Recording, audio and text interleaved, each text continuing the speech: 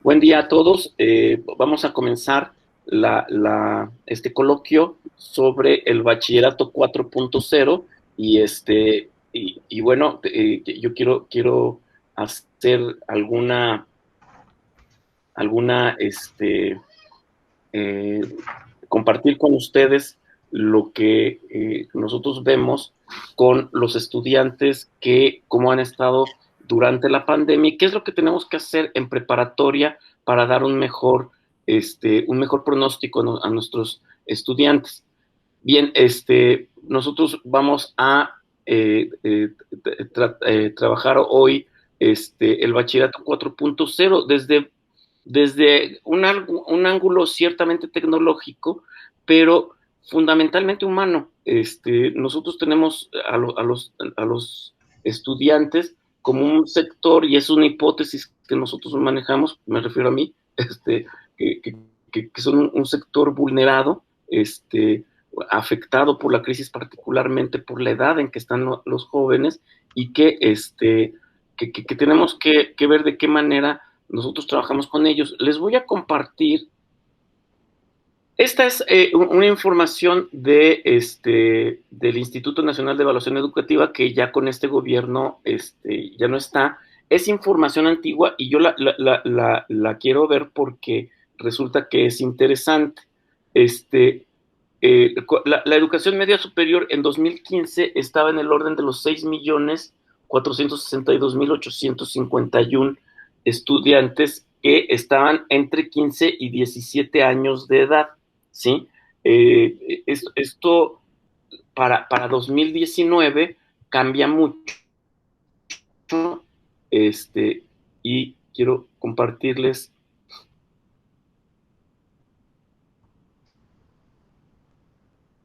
este análisis que hace Serendipia sobre el regreso a clases en 2021 en México, ¿sí? Fundamentalmente está hablando de la deserción escolar entre estudiantes de 3 a 18 años, o sea, toda la educación básica hasta media superior.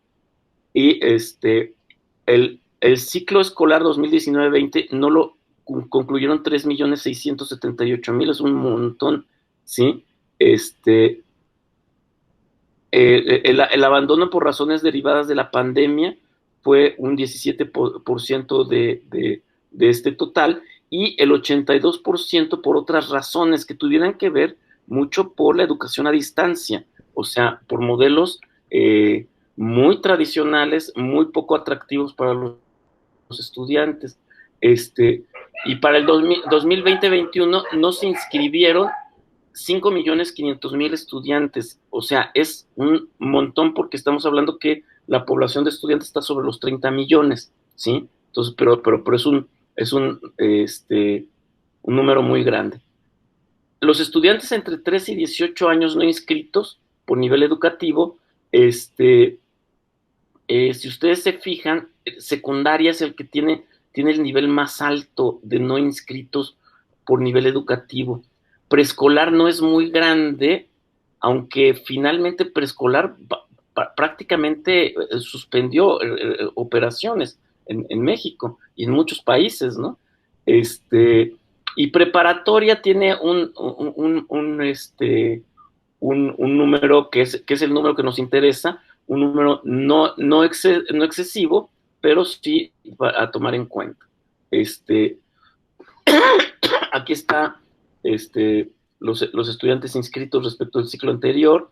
Aquí está entre 13 y 18 años nos inscribieron al 2021, y otra vez encontramos secundaria por encima de los demás. No sé esto de ninguno que signifique, pero preparatoria tiene un comportamiento muy similar a primaria. Eh, yo quiero pensar que puede tener mucho que ver con quienes manejan el bachillerato en nuestro país, ¿sí? Que no es solamente la Secretaría de Educación Pública, que es la Universidad Nacional Autónoma de México. Hay muchas universidades y muchos sistemas de bachillerato, y eso ha permitido atemperar la deserción escolar, quiero pensar. este, Principales razones de la pandemia por las que no se inscribieron. Entonces, si nosotros vamos a preparatoria, vamos a encontrar que la carencia de dispositivos o internet, y esa va a ser una constante. Padres o tutores que quedaron sin empleo. Esto es el segundo, pero fíjense cómo en secundaria está disparado totalmente, lo cual para mí es inconsistente porque no tendría que haber una razón específica entre ¿está muy borrosa la imagen? La mía sí. No sé los demás. Ahí puse el link por si lo quieren abrir a lo mejor en otra página, porque sí se ve un poquito borroso. ¿Y se ve borroso? Bueno, los motivos de la deserción, pues hay muchos. Falta de dinero. En el caso de preparatoria, el no quiso o no le gustó estudiar es el más relevante.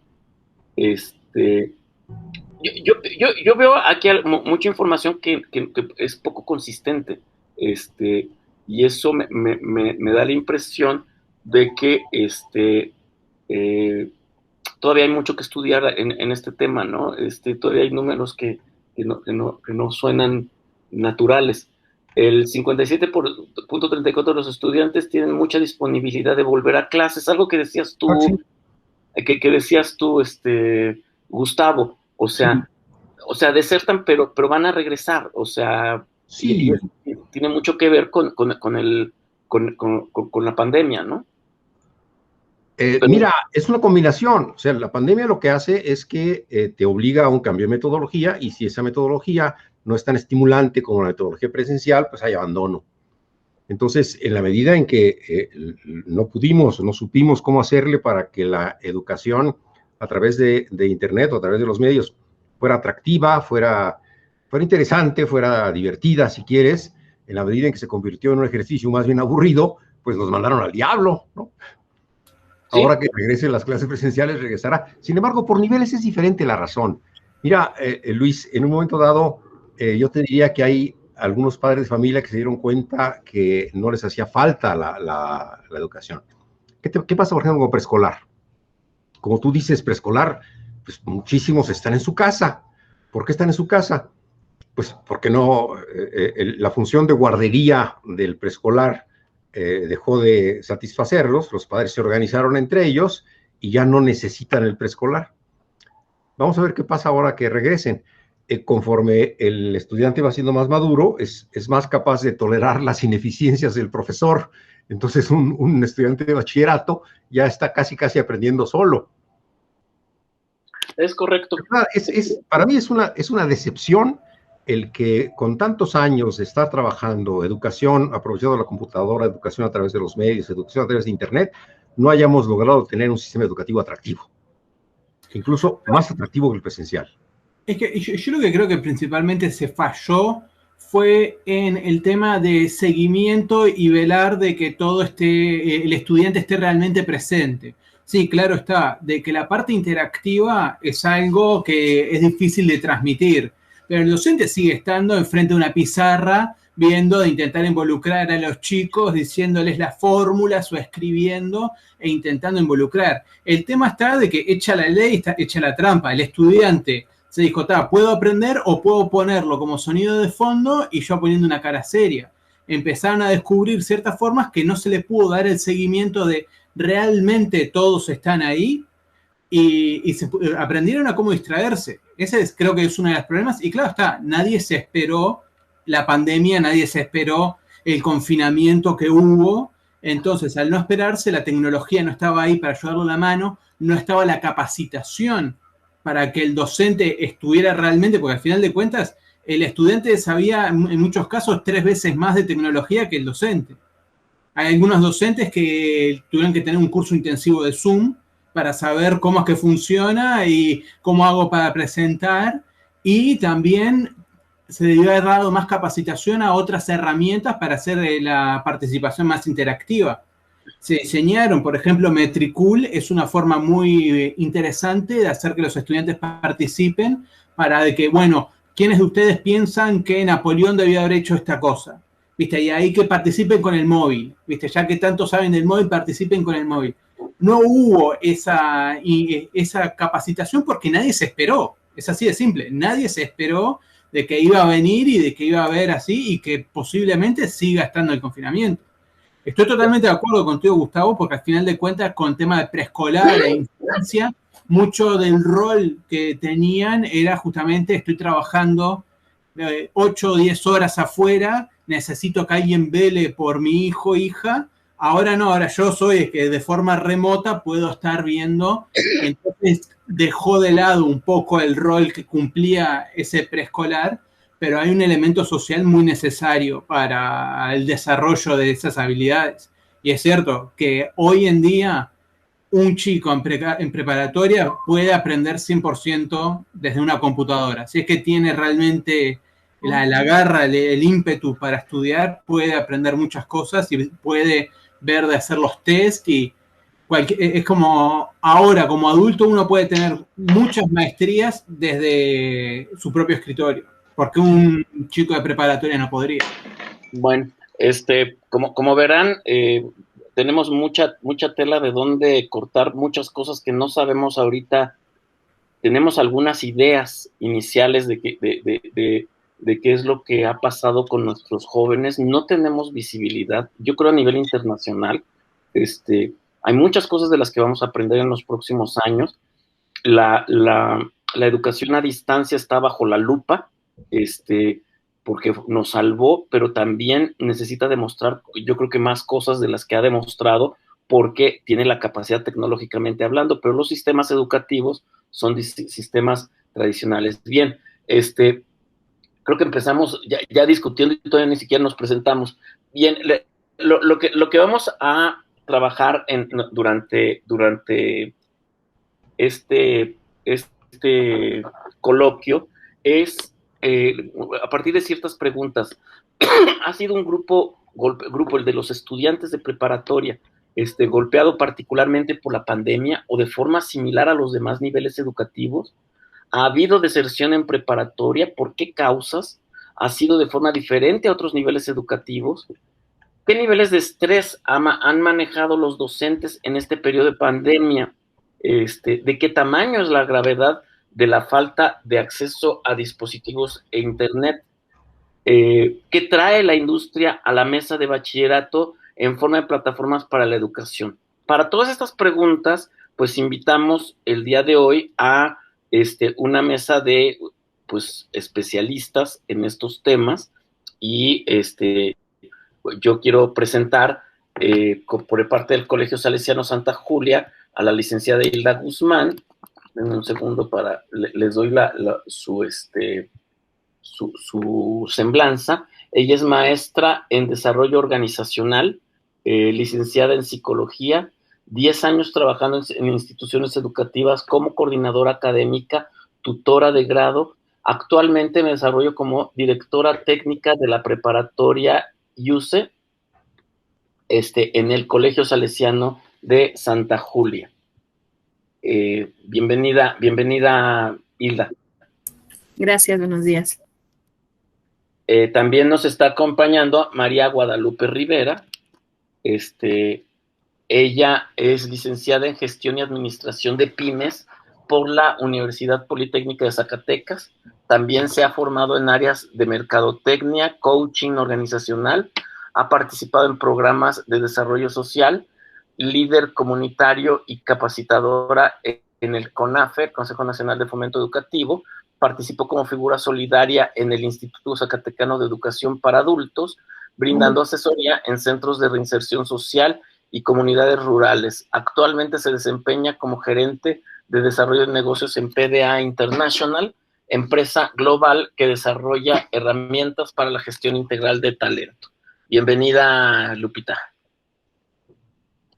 Agradezco la invitación. Buen día a todos. Buen día. Y también nos acompaña Gonzalo Calleriza. Gonzalo es gerente de desarrollo de contenidos y capacitaciones para Recreándote y Bezuca.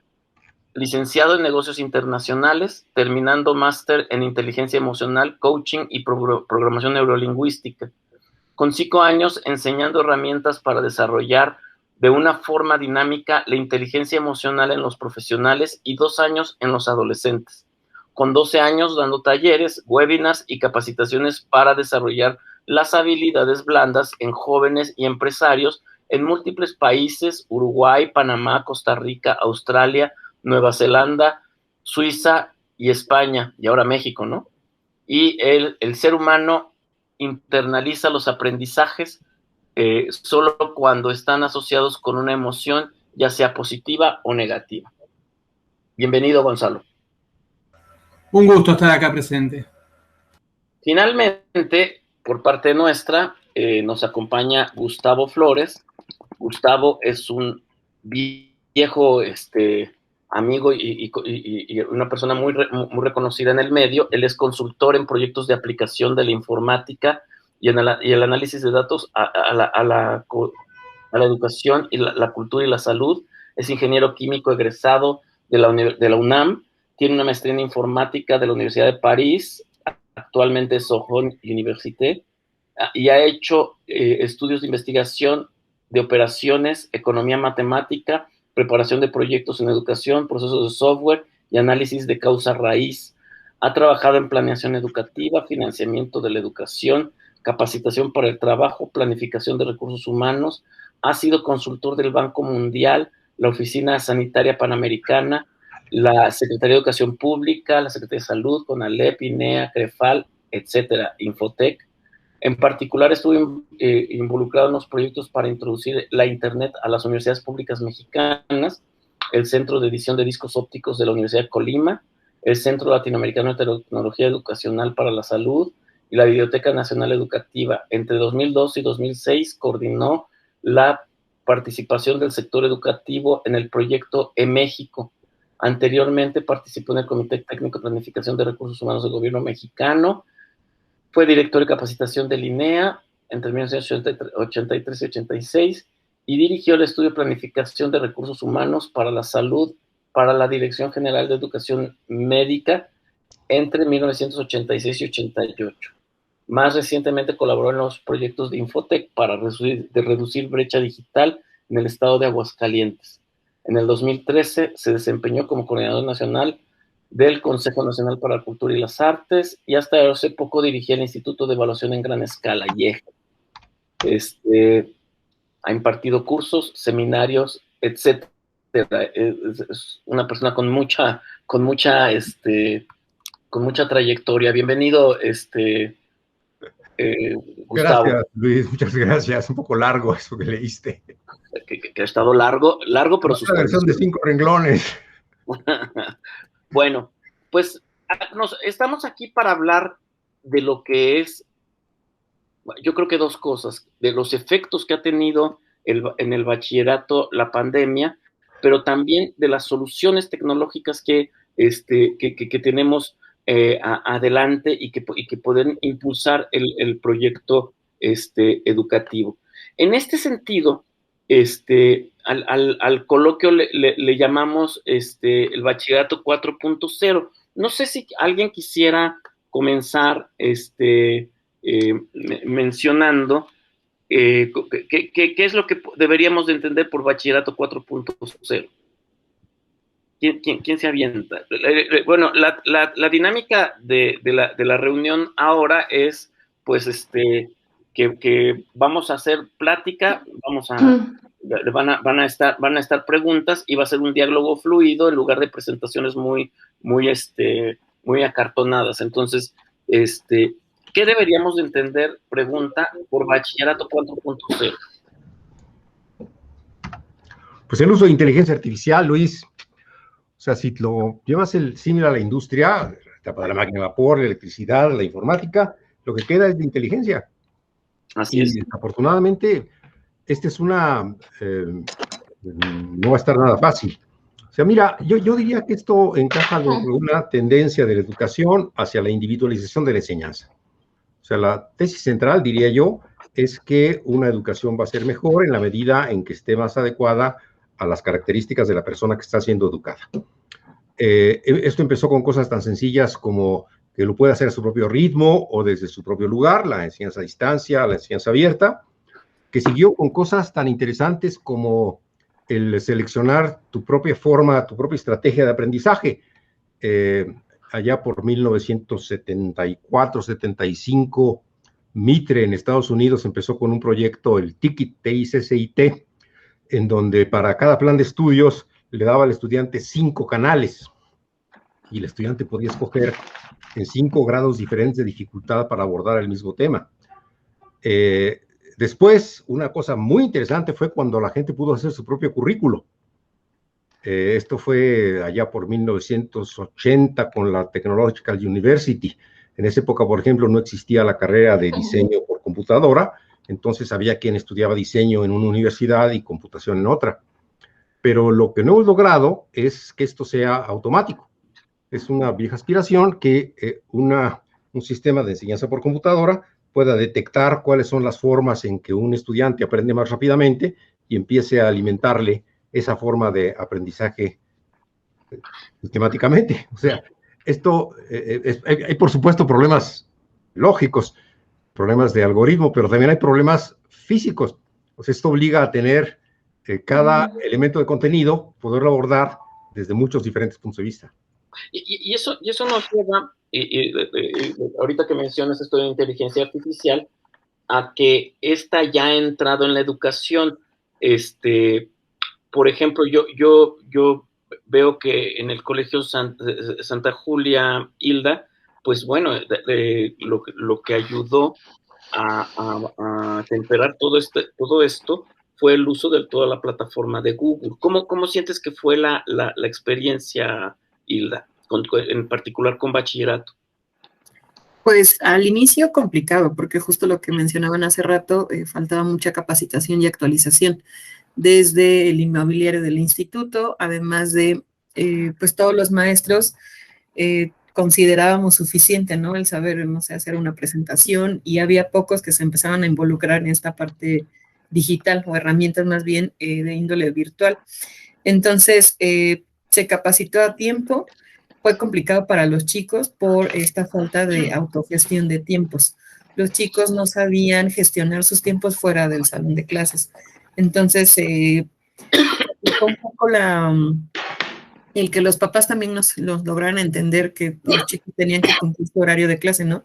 De 7 a 2:30 de la tarde, y ya, y no era necesario que estuvieras después, ¿no? Porque ahora se volvió todo lo contrario, ahora trabajaban más de lo que trabajaban en presencial, y era complicado como ubicar a los chicos y a los padres de familia. Creo que el trabajo aumentó un poquito para los profesores, pero fue por esta necesidad de capacitarse ya de lo que nosotros les dimos a lo que ellos tenían que hacer por su propia cuenta, ¿no? Porque cada materia tiene una necesidad distinta. Entonces no es lo mismo el profesor que se quedaba con que me enseñaron a presentar y a aplicar todo en lo de Meet y de Google Classroom y demás, y está bien, sino poco a poco fueron investigando más y sacándole más provecho a toda lo que fue la plataforma en general. ¿Puedo hacer una pregunta, Luis, si me permites? Mira, hace algunos años salió el proyecto Enciclomedia en la educación en México, en la época de Fox. Y Enciclomedia no era publicar un artículo en esa época, más que desde mi punto de vista, era un super libro asociado a un super pizarrón. Pero no había habido un cambio de fondo. O sea, seguía siendo una educación basada en un libro y un pizarrón. Esto era, desde mi punto de vista, no había ninguna innovación educativa. Había una introducción de tecnología a una metodología antigua. Y era frustrante porque yo pensaba que la Internet y los medios ofrecían muchísimas posibilidades de hacer una educación diferente. Y que está en el fondo de la cuestión, o sea, cuánto la tecnología, por un lado, replicaba modelos tradicionales, que es a lo que nos hemos enfrentado todo este periodo, y cuánto los alumnos estaban listos con disponibilidad de acceso a equipos. Yo alcanzo a percibir que en el Colegio Santa Julia, a pesar de ser una institución privada, sí tenían problemas de conectividad con los estudiantes, porque aquí cada quien ponía la conectividad de su casa, ¿no? y los dispositivos que tenían en casa, y que sí hubo problemas en eso en el colegio. No pensemos en los sistemas públicos, ¿no? Entonces, ahí había una situación. ¿Tú cómo lo viviste, Hilda? Pues sí fue complicado. No puedo decir que la mayoría de los alumnos tenían esta situación, pero el problema es que tenían el recurso básico para hacer un trabajo y nada más, ¿no?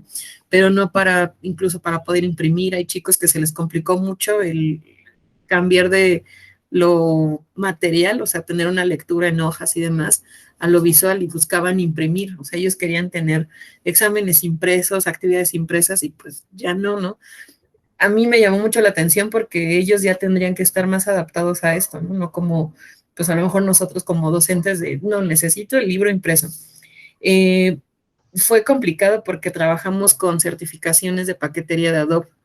Entonces son paqueterías que necesitan más todavía un equipo, pues, con buena memoria RAM, con una buena velocidad, con más características. Y pues en realidad ese fue el principal conflicto, ¿no? Como el producto que das plus dentro de tu colegio te generó ahora un problema que cubrías como con lo básico que era la parte educativa, pero fueron pocos y sí fue mucho apoyo de los padres de familia para que ellos mismos comenzaran a buscar equipos adecuados, porque además tengo, pues yo creo que el 70% de los alumnos tienen hermanos, entonces necesitaban más de un equipo para poder estar atendiendo si estaban en primaria, en secundaria y pues con nosotros en prepa, y además trabajando los papás en casa. Se volvió un poco complicado también la velocidad del internet, porque muchos chicos querían prender su cámara, pero les bajaba, bueno, les causaba conflicto con la velocidad, y entonces tenían que apagar la cámara y mejor atender y participar únicamente con voz.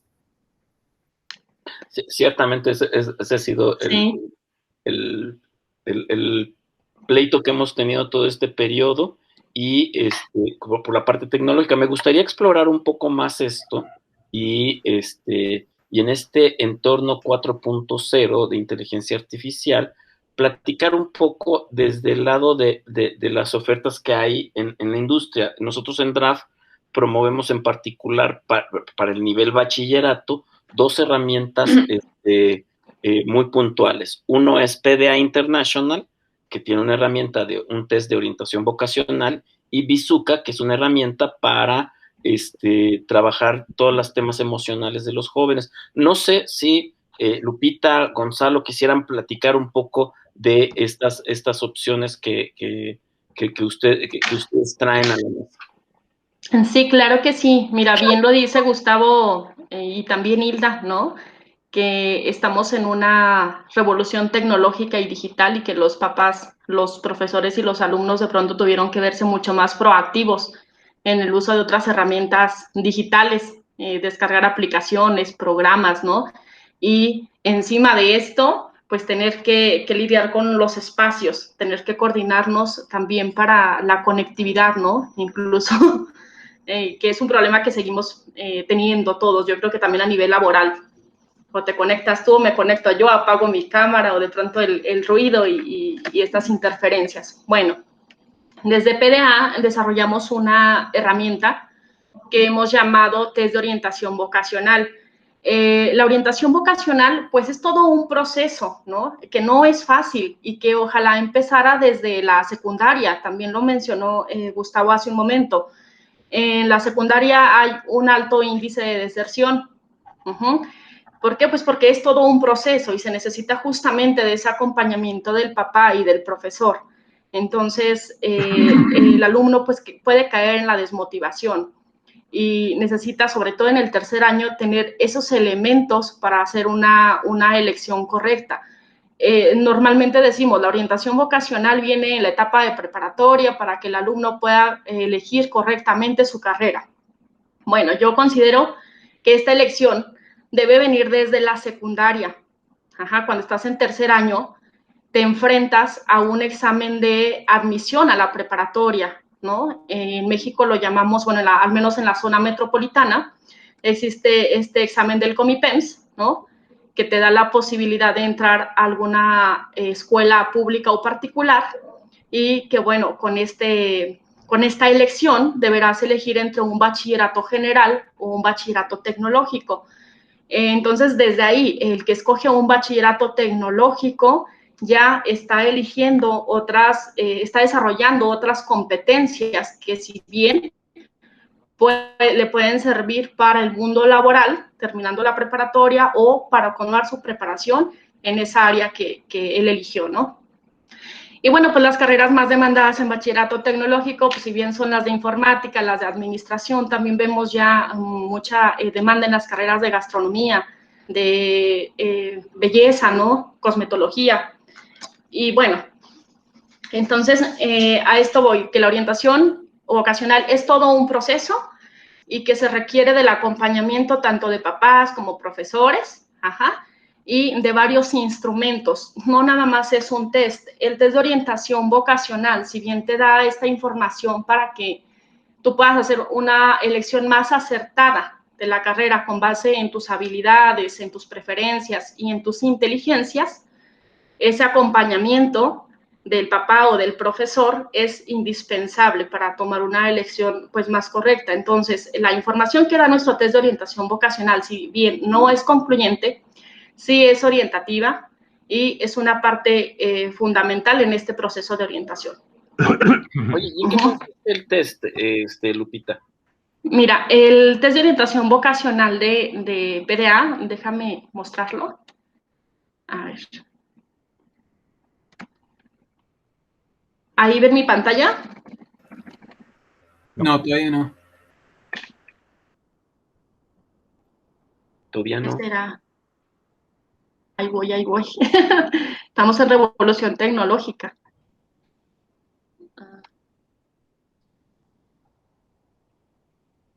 A ver, ahora sí. Ahí va. Listo. Miren, qué interesante está este test, que por supuesto vamos a poner a disposición de cada uno de ustedes. Las secciones que nos da este reporte consisten en cuatro áreas. ¿Quién soy? ¿En qué soy bueno? ¿Qué me interesa? ¿Y qué puedo estudiar? Desde quién soy lo hace con una integración del perfil conductual basado en la teoría de la personalidad. ¿En qué soy bueno? Nos habla desde las inteligencias múltiples y las competencias. ¿Qué me interesa? ¿Cuáles son las preferencias del estudiante? Y qué puedo estudiar como una guía de aquellas carreras en las que él puede tener mayor éxito. Esta ruedita es un gráfico radar, la palabra lo dice, radar, nos permite ver hacia dónde está orientada la energía del estudiante, hacia qué comportamientos. Este test está sustentado teóricamente en aquellos conceptos de la teoría de la personalidad de William Marston, ¿no? Nos habla un poco más de esta teoría en su libro de las emociones de la gente normal, y que además, como dato interesante, William Marston pues es el creador del personaje de la Mujer Maravilla. Entonces, desde este gráfico radar nos permite ver hacia dónde está orientada la energía del alumno, cuáles son esos comportamientos naturales que le van a ayudar en la carrera de elección, ¿no? Y por otra parte, los puntitos que están más hacia el centro nos indican aquellos comportamientos que, si bien no son el fuerte del estudiante, se pueden desarrollar. Esto es importante para el alumno porque le permite ver hacia dónde están sus fortalezas, cuáles son sus motivaciones. La segunda parte de este reporte nos habla de en qué soy bueno. Tradicionalmente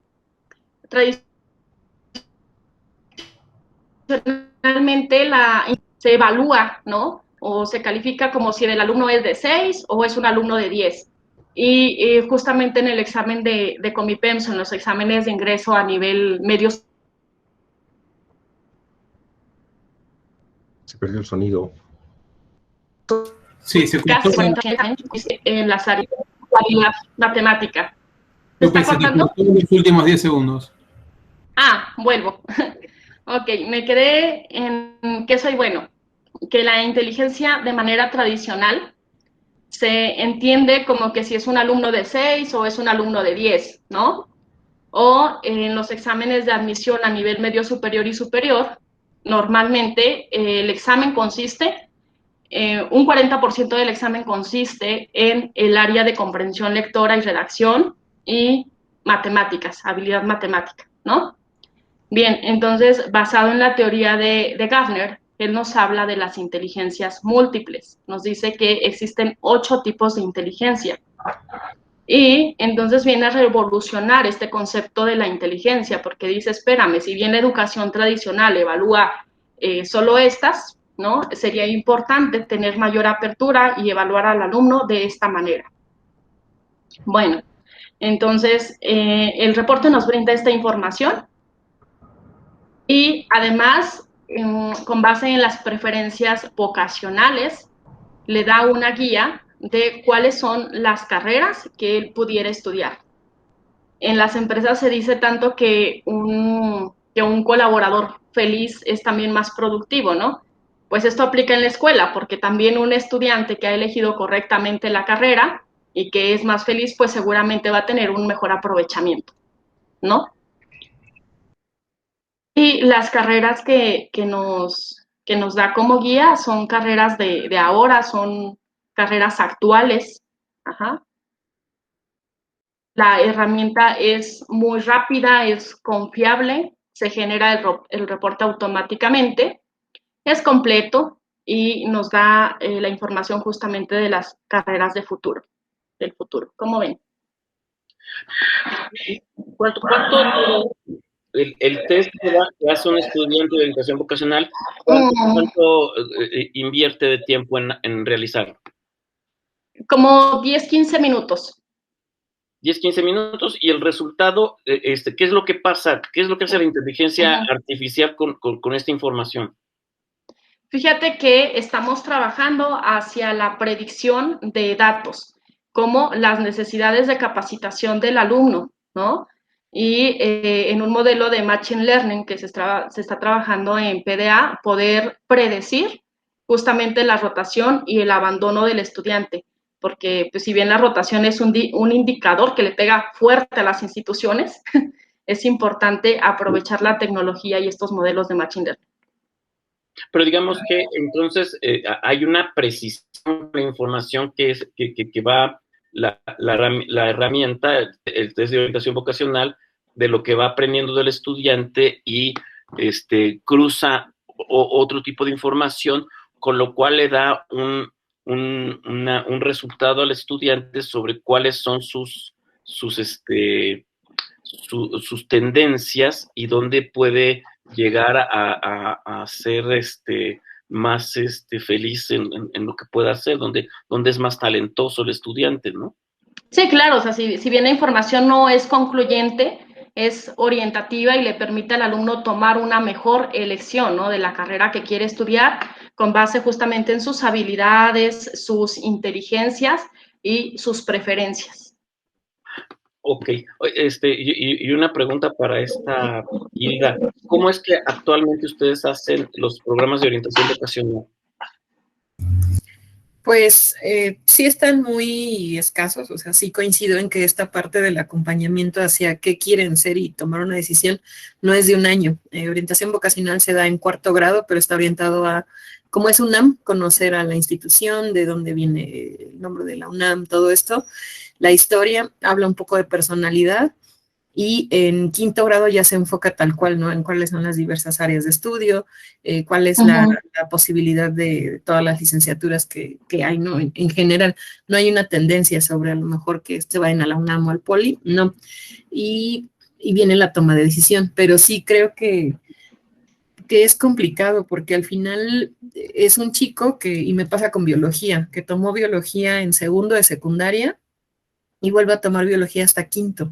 Entonces hay o sea, tiene que empezar la maestra desde 0 para poder alinear a los chicos, ¿no? Yo sé que falta mucha cultura también de los chicos de que ellos mismos sigan como en este camino del estudio, si algo les interesa y demás. El programa creo que en realidad nosotros lo nutrimos, ¿no? Tenemos un trabajo con una institución que nos ayuda a aplicarles un plan, bueno, más bien una evaluación para poder determinar.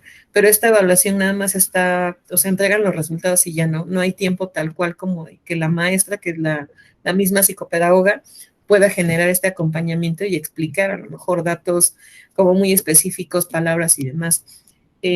No hay acompañamiento por parte de los padres de familia, o sea, en el momento que, oiga, su hijo quiere área 3, pero yo vi que tiene características como para, pues, otro tipo de área, ¿no? A lo mejor 4. No, es lo que él decida, pero no hay como una pregunta de por qué usted me dice esto, ¿no? ¿Qué características vio?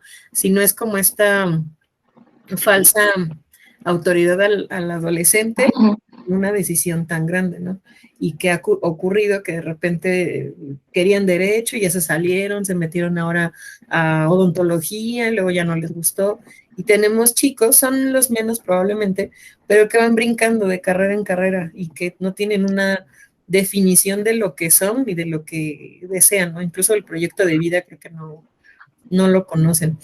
En lo personal tratamos como de trabajar más nutrido ese programa, ¿no? De hacerlo tipo taller, que en verdad se conozcan, que en verdad vivan como esa experiencia y no una materia más, porque también nos ayuda a darle un poquito más de fuerza, pero al no tener apoyo de los padres, sí se vuelve como complicado de repente que estos chicos identifiquen y maduren la importancia de esta toma de decisiones. Muy bien. Es que yo creo que todo... Una pequeña intervención rápida. Sí. Me acordé de lo que pasa en algunas familias tradicionales de la India, en que piensan que el matrimonio es una decisión demasiado complicada para unos jovencitos. Entonces el asunto se decide entre los padres. Sí, cierto, es algo cultural totalmente distinto. Yo creo que esto va más que nada con la primera pregunta que hiciste, Luis, de justamente por qué lo consideramos la revolución 4.0. ¿Qué va este bachillerato? Porque la forma en que se educa tiene que ir evolucionando, y más que nada con lo que están hablando ahora mismo. Hay tanta información, desarrollo de inteligencia artificial, tanta información que no se está aprovechando porque no está estructurada como para tener esos resultados, de que los chicos no tienen la suficiente información como para poder tomar esa decisión, y nuestros métodos de evaluación también tienen que evolucionar. Como estabas mencionando, Lupita, anteriormente, hay 8 tipos de inteligencia, pero cuando se habla del IQ, ¿viste? Estás hablando de una sola, y solo se sabe tradicionalmente cómo medir esa, que va más hacia la inteligencia, que más a la parte física, matemática, más a la parte de científica, y no tanto a las otras cualidades, porque claro está, hay chicos que hay una parte de la inteligencia que va más enfocada a la parte deportiva, a la parte de la percepción, a cómo es que estás captando las dimensiones de un objeto, y cómo haces eso realmente en una prueba todavía no se ha desarrollado. Lo importante es tomar pasos a favor de que los chicos tengan opciones. A modo de ejemplo, en Uruguay, no sé a la fecha si es que cambió un poco la estructura, cuando uno está en cuarto de bachillerato pasando a quinto, se decide entre biológico, humanístico y científico. Y pasando a sexto, esas van a otras ramificaciones, como biológico va a medicina, agronomía, humanístico a derecho y economía, científico a ingeniería y arquitectura. Y ya después, cuando estuvieron viendo, bueno, acá hay que diversificarlo un poco más, en quinto entró la parte artística, ¿viste? Porque se dieron cuenta de que hay una parte vocacional de que no estaba siendo velada, que no se estaba dando. Y dijeron, bueno, los chicos necesitan tener mayores especializaciones. Pero la guía que se les da no es lo suficiente como para que ellos realmente descubran qué es lo que quieren. Yo me acuerdo que mi experiencia como estudiante fue por descarte. Yo me decía, ¿quiero ser abogado? No. ¿Quiero ser economista? No. Bueno, me voy a ir a la parte de científico y después veo si quiero ser ingeniero o arquitecto. ¿Viste? Y así fue como estuve tomando, no fue una decisión seria. Y también, claro está, depende de la parte cultural, porque yo en la parte atrás de mi cabeza me decía, yo quiero ser docente, pero de repente algunos familiares me decían, sí, pero si sos docente te vas a morir de hambre. ¿Viste? No vas a tener ese éxito económico, y cómo es que eso afecta la toma de decisión de un estudiante. Aparte de eso, con la evolución que está teniendo la educación, hay muchas carreras que están surgiendo. Hace 10 años, el ser un social media manager no era algo tan importante como es hoy. ¿Viste? Hay mucha relevancia, como por ejemplo la agricultura, ahora ya cambió los roles porque se están dando cuenta de que en una edificación adecuada se puede producir 10 veces más producto que en aire libre. La ganadería intensiva sobre la abierta. Hay muchas cosas que se están descubriendo, incluso las mismas vocaciones van cambiando. Sí, me permites una intervención. Sí. Eso que mencionas es muy interesante porque si bien hemos visto mucho cambio en los últimos años, todo parece indicar que la velocidad del cambio se va a acelerar. Entonces, por un lado, en la orientación vocacional tienes la parte en que tratas de que el estudiante se conozca a sí mismo, cuáles son mis intereses y cuáles son mis aptitudes. Y en esa conciliación entre intereses y aptitudes, ¿a qué me puedo dedicar? Pero por otro lado, está el conocimiento del mercado de trabajo. ¿Cuál es la oferta? No nada más la oferta educativa, que es importante, es la decisión inmediata, pero sí, después de que estudie yo esto, ¿en qué voy a trabajar? Y eso está cambiando y cambiando radicalmente, como lo acabas de decir. O sea, no tenemos ni idea de cómo va a estar el mercado de trabajo dentro de 20 años, ni siquiera de cómo va a estar dentro de 5 años cuando un estudiante esté terminando su carrera. Entonces, en un momento dado, puedes orientarlo vocacionalmente hacia una carrera que puede dejar de existir. ¿Te das cuenta? El asunto es, y reconozco que ahí el rol de la preparatoria es solamente parcial, porque hay un importante rol en la educación profesional, pero hay que preparar para el cambio. Y otra cosa que está en la literatura es que una persona antes tenía una carrera y esa carrera la seguía toda su vida. Mientras que ahora es muy probable que una persona tenga a lo largo de su vida 3 o 4 carreras, que tenga que reconstituirse, reorientarse, reaprender varias veces durante su vida. Sí, y lo mismo, totalmente de acuerdo, Gustavo, más que nada con que uno ya estar 40 años trabajando para una misma empresa, ya ese paradigma ya no existe. Ahora la rotatividad, nuevas experiencias es algo constante. También con la evolución que tienen tanto la misma carrera, como sería la carrera de un médico, es algo que ellos terminan la carrera y ya un alto porcentaje de lo que aprendieron es obsoleto, tienen que estar constantemente aprendiendo. Mi abuelo, después de haber sido médico por más de 20 años, decidió hacer la carrera porque él se dijo, la mitad de las cosas que yo aprendí no me sirven. Entonces tengo que reaprender muchísimas cosas y ahora la velocidad de que está creciendo, como a programación, que es la tendencia, vos podés aprender a programar en Python, en Java y de repente pasan 2, 3 años y te sale un nuevo lenguaje de programación que es más apto, que es más reactive, que se acopla mejor a los dispositivos y tiene cierta lógica con el programa anterior, pero tenés que aprenderlo de nuevo. Entonces, ahí es lo que es clave, que Guadalupe lo estuvo mencionando, en su producto, en su herramienta, es el ver qué es lo que te interesa, qué es lo que te atrae, para poder definir también tus cualidades de qué es lo que vas a aprender y cómo lo vas a aprender. Porque al final de cuentas, tenés que ver de profundizar y darte cuenta de algún cambio tengo que hacer, pero el seguir una pasión. Porque al final de cuentas es eso, seguir una pasión.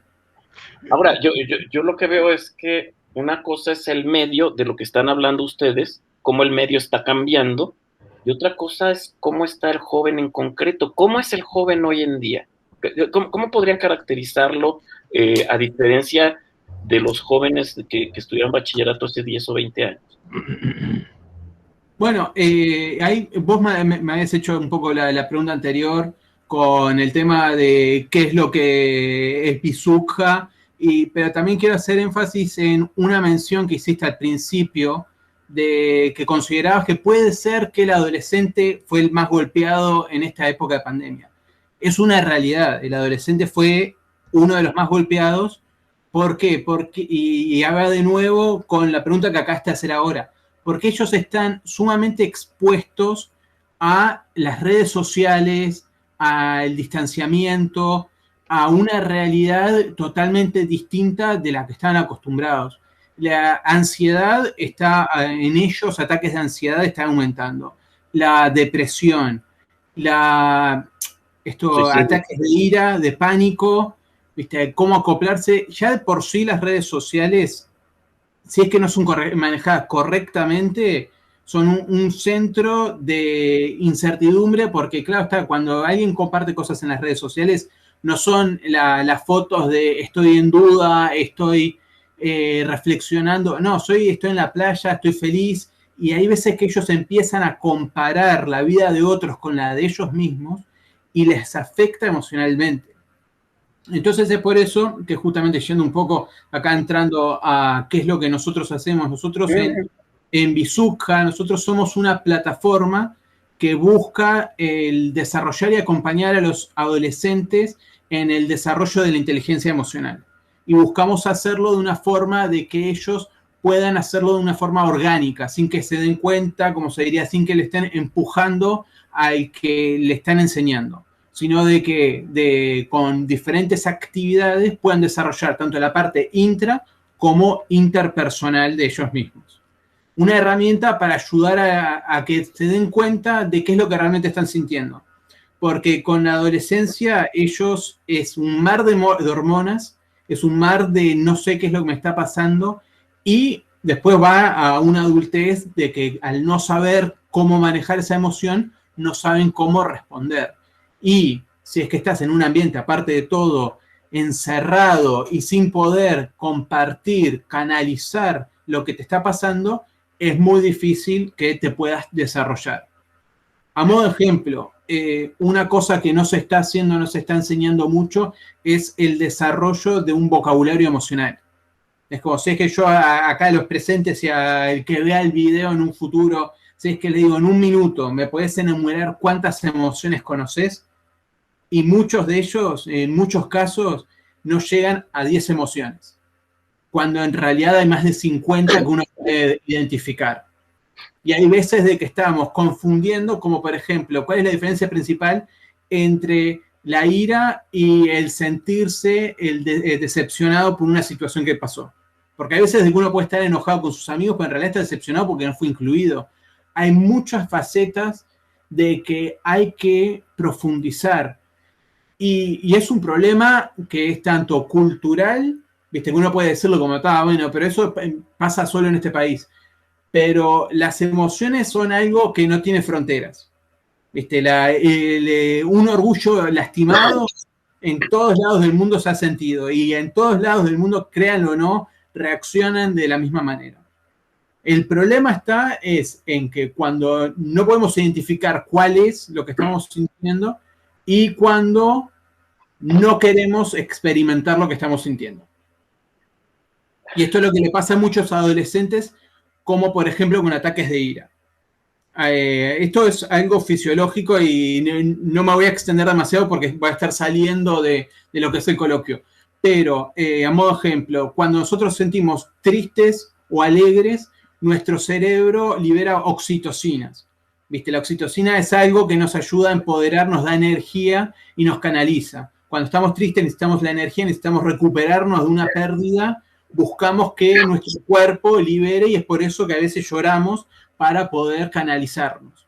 Muchas veces lo que le pasa a los chicos, que es algo triste y esto es algo que se ve mucho en Latinoamérica, no llores porque sos hombre. ¿Viste? Los hombres no lloran, entonces aguantate, ¿viste? Que dale y seguí para adelante. ¿Qué pasa cuando nosotros le decimos al cuerpo, no hay que llorar, no hay que llorar? Entonces, no liberes oxitocina, necesitamos. El cerebro libera adrenalina. ¿La adrenalina para dónde va? ¿Va para el miedo o para la ira? ¿Viste? Que nos dice, como tenemos que salir, correr de la situación, no afrontarla, o ponerme confrontativo y empezar a pegarle a todo lo que está por cerca. Entonces, muchas veces nos preguntamos, ¿por qué es que está pasando esto? Es porque no estamos canalizando y no estamos organizándonos.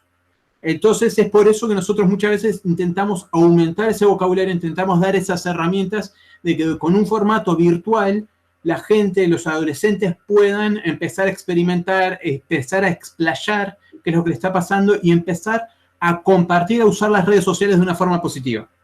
De una forma donde en foros que nosotros tenemos o haciendo desafíos para ver de involucrarte con la comunidad, el poder descubrir esas emociones y que son realmente buenas y sacar lo mejor de otros. Porque al final de cuentas también el que nosotros podamos empoderar a otros nos da ese sentimiento de gratificación que nos ayuda a crecer como personas. Eso, en parte eso, pero también de nuevo, que es una... y para volver al coloquio, como esa fue la parte ejecutiva, volviendo al coloquio, que también es importante, es que justamente hay un abandono que es difícil también involucrar mucho a los padres y a los docentes, que eso es algo que afecta también la parte de la deserción, porque claro está, como se mencionaba, el estudiante es el que decide qué carrera va a seguir, ¿viste? Qué orientación va a tomar, pero también puede decidir el abandono.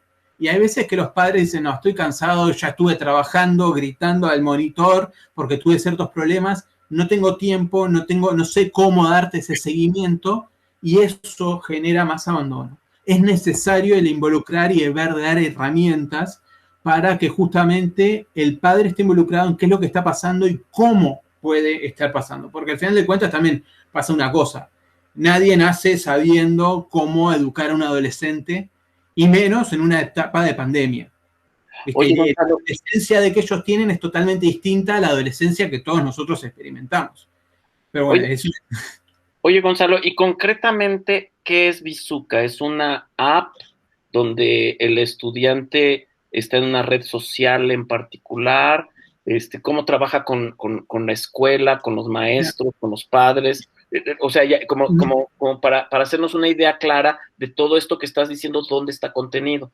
Sí, mira, para poner una forma concreta, Bizooka es, por un lado, una plataforma, y yo lo llamo plataforma porque se puede usar desde un celular, desde un móvil, hasta desde un ordenador, donde los estudiantes pueden desarrollar su inteligencia emocional de una forma dinámica, tanto las facetas intra como interpersonales, para que vayan experimentando y que vayan descubriendo cuáles son sus emociones, ¿viste? Como reconocer las emociones, el cómo manejarlas, la automotivación y el reconocimiento de los logros, el desarrollar sus empatías y el generar vínculos que los ayuden a desarrollarse, tanto como profesional como personal, para justamente crear un impacto positivo en su entorno.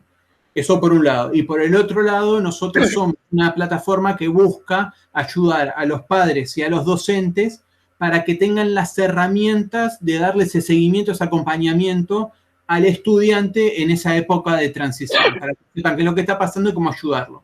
Con eso, y con la información que se recolecta y cómo es que vamos aprendiendo, nosotros podemos detectar, como por ejemplo, casos de depresión, casos de bullying, casos de ataques de ira, drogodependencia, embarazos precoces, información sensible social que después podemos ir a los institutos, a los liceos, a las secundarias y decirles, miren, estamos notando de que está pasando estas situaciones y tenemos estas herramientas que los podemos ayudar para sortearlas, porque al final de cuentas, lo que los centros educativos quieren es el impartir el mejor conocimiento en el momento adecuado. El estudiante sé que no le llegaste la información correcta en 20 minutos, ya los perdiste, porque después de 20 minutos, ya sea un adolescente, un niño o un adulto, pasados los 20 minutos ya no te están prestando atención. No sé qué tanto me están prestando atención ahora en el coloquio, porque ya vengo un buen rato hablando, estamos con ese riesgo, pero el hecho está de ver de invertir bien el tiempo, y sé que, por ejemplo, nosotros descubrimos de que se está tratando mucho la drogodependencia. ¿Viste? Los estudiantes están demasiado tomando alcohol o fumando cigarrillos, entonces, en vez de invertir mi tiempo en hablar sobre embarazos precoces, que es un tema que se debería hablar, puedo invertirlo más en drogodependencia y para que ellos sepan y estén acompañados sobre el tema y que no pasen accidentes. Ok, y eso nos llevaría, bueno, ahorita vemos dos plataformas muy concretas que son con las que nosotros apostamos en Draft, que es PDA, que es la herramienta del test de orientación vocacional, y con Bizooka, que es una plataforma para trabajar las emociones de los estudiantes en colaboración con los maestros, con los padres, y que el estudiante está en una plataforma en donde, pues, parecida, quiero pensar a Facebook. O sea, sí, ya está creciendo a ámbitos de red social. En un futuro nosotros queremos ser la primera red social enfocada en emociones. Exacto, y que pues obviamente la pandemia ha expuesto todo esto que estás diciendo, ¿no? Suicidio de adolescentes, bulimia, bullying, etcétera, todo está exacerbado. He platicado yo de mi hijo, porque tengo un hijo que pasó en plena pandemia de secundaria a preparatoria, y se fue de una secundaria privada a preparatoria pública de la Universidad de México, la Prepa 4, y él conoció a sus compañeros 8 meses después de estar en la escuela. Entonces fue un periodo muy difícil para mi hijo. Por eso es que yo tengo esa sensación de que ha sido un periodo muy complicado, porque las relaciones sociales en esta edad lo son todo, ¿sí? O sea, es donde están definiendo no nada más qué carrera van a estudiar, sino su sexualidad, están definiendo muchas cosas. Entonces, es muy importante. Yo regresaría contigo, Hilda, una pregunta. ¿Cómo tú categorizarías al joven de hoy en relación con el joven que era antes? El joven, podríamos dividir al joven de pandemia, el joven que ha estado en la pandemia, respecto de otras características de los jóvenes. ¿Tú cómo lo caracterizarías?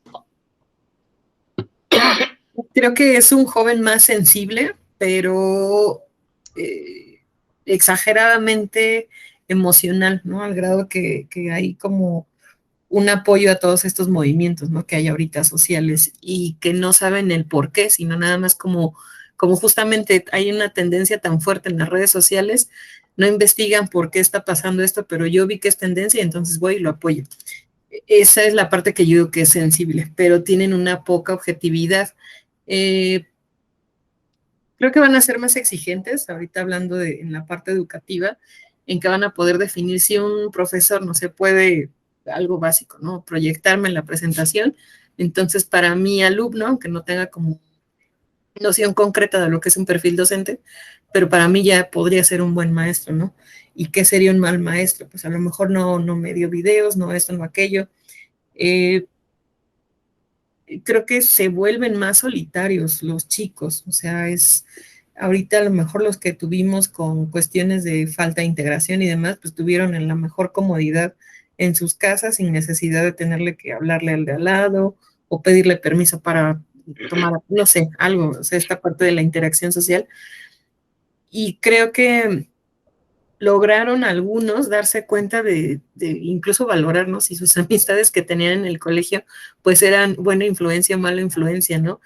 Yo tuve una tendencia en la cual los chicos que eran pues de bajo desempeño en pandemia aumentaron, ¿no? Y estábamos como con dudas si era porque pues hacían trampa, o sea, pues es el principal factor que nosotros tenemos en mente, y no, o sea, en realidad fue como bajó tanto el distractor de yo estoy de ansioso y voy a empezar a fastidiar a todos los del salón, se redujo tanto eso que en realidad se enfocaron en trabajar y en hacer sus actividades y en generar lo que no pudimos hacer en este acompañamiento presencial, lo lograron ellos en este pues acompañamiento a distancia, por así decirlo, ¿no? Y los chicos que eran muy buenos, principalmente son niñas, generaron una ansiedad, pero tremenda, o sea, muchísima de quiero ser evaluada ya, ahorita, ya, ¿no? O sea, no tenían como ese periodo a ver, ya mandaste el archivo o lo subiste a la plataforma, pues hay un periodo, ¿no? En el que también ella tendría que ser consciente que el profesor pues está o dando otras clases o teniendo otras actividades y tu periodo de evaluación va a llegar, ¿no? Pero no es como en la escuela, en el inmediato. Y estas chicas sí, pues generaron como comentarios con papás, que nosotros nos estábamos atrasando en evaluarlos, que no estábamos trabajando y términos así que era de, a ver, no señor, o sea, no es su única hija la que tenemos inscrita, no es el maestro que solo se dedica a esta clase, y explicar todo el panorama fue fácil, pero fue complicado que este tipo de alumnos que tenían esa tendencia de soy el mejor del salón porque me lo reconocen enfrente de todos, lo entendieran, ¿no? Yo creo que va a ser muy complicado que los chicos regresen a ser lo que eran antes. Generaron muchas propuestas como de apoyo, de ayuda, incluso los chicos mismos apoyaron mucho a los maestros en esta parte de que fueran caminando con ellos en esta evolución educativa, ¿no? Pero pues también nosotros nos dimos cuenta de qué tanto ellos tienen esta disposición y humanidad de poder apoyarnos. La verdad es que he trabajado en 2 instituciones nada más y la parte de incluir valores, pero sí fortalecerlos y trabajarlos dentro de la educación, hace un alumno completamente distinto, pero sumamente distinto. Yo estoy segura que si a lo mejor me hubiera tocado esta situación de pandemia en la otra escuela, habría muchos problemas de que no prendían la cámara, de que no participaban, de que pues igual se conectaban y ahí se quedaban y se iban a dormir.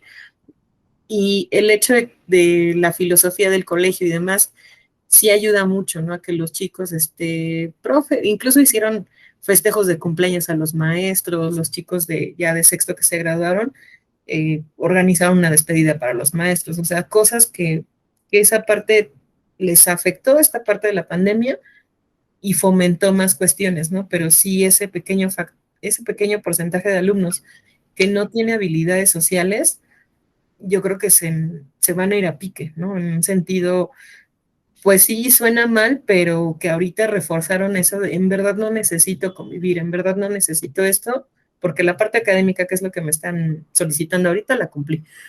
Es como, pues lo único que nos preocupa y pues ya nuestra responsabilidad es generar programas que nos ayuden a rescatar a ese tipo de chicos y reorientarlos a toda la parte de convivencia y que a lo mejor si en un futuro regresamos en medio ciclo, medio